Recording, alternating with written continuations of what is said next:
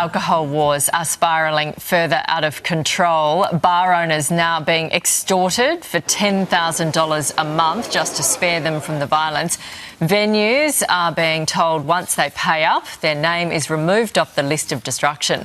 But another message threatens the consequences if they don't, saying to expect hurt you in ways your brain can't comprehend. Since February, there have been 40 attacks on hospitality businesses, from arson to shooting. This week, 2 teenage arsonists have been set free despite admitting to burning down a popular Keysborough establishment alone.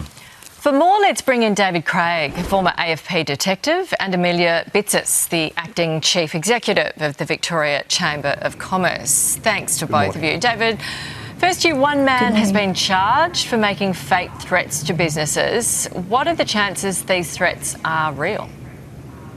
Look, we've seen the result of what they've done so far. My concern is if they suddenly stop now is that they've achieved their goal and people are actually starting to pay. And that would be a very dangerous situation. If we allow organised crime to start running their own taxation system in Melbourne, then that's a very dangerous situation.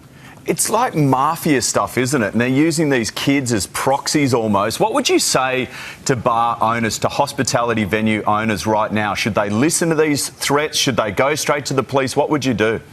We have to involve the police. I mean, they may be influenced not to, but if you start paying, you will continue to pay, and then you'll end up paying more.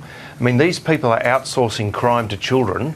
They have the way the Victorian courts have recently been dealing with these types of offenders. There'll be no shortage of applicants for these people to utilise. So it really needs to stop with the bar owners. We need to support them as much as we can, harden their premises against these types of attacks. And also chase the money. That's where this crime will not work if the money isn't getting where it needs to go.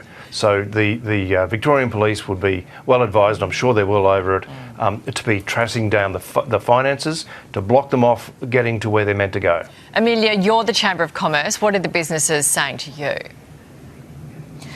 Well, businesses are absolutely scared. They're frightened, they're petrified. Crime is now the #1 issue for the business community here in Victoria, they're really very concerned about what's going on. The cost to the business community is enormous. 1 in 10 businesses are telling us that the costs to them are in excess of $100,000. That's simply unsustainable. I mean, the threats of $10,000 a month to be paid out, this extortion-style operation, I mean, can small businesses, they can't afford that, regardless of having their venue firebombed? Absolutely. And as we were saying, $100,000, that's someone's job. That's a salary. That's a salary increase. So these costs, we simply can't keep going like this. Yeah, no one should obviously be paying them. Amelia, is anyone paying them? Have you heard anyone paying them? Well, we're certainly concerned about that. That's really a matter for Victoria Police and for the police. I don't want to comment on that necessarily.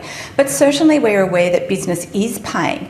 They've put in a range of security measures to protect their staff. Every business that we have spoken to has spoken about the welfare of their staff.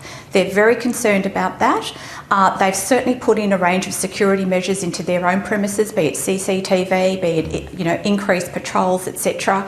So at the end of the day, with, as you said at the start of your program, 40 firebombings in Melbourne since February, surely we're at a state of emergency at this point, and we need to bring together, and we will bring together, the Chief of Victoria Police, the Chief of Fire Services Victoria, the Chief of the Magistrates Court, the County Court, the Children's Court, the Attorney General, the Police Minister, every peak body, and the Insurance Council to sort this out.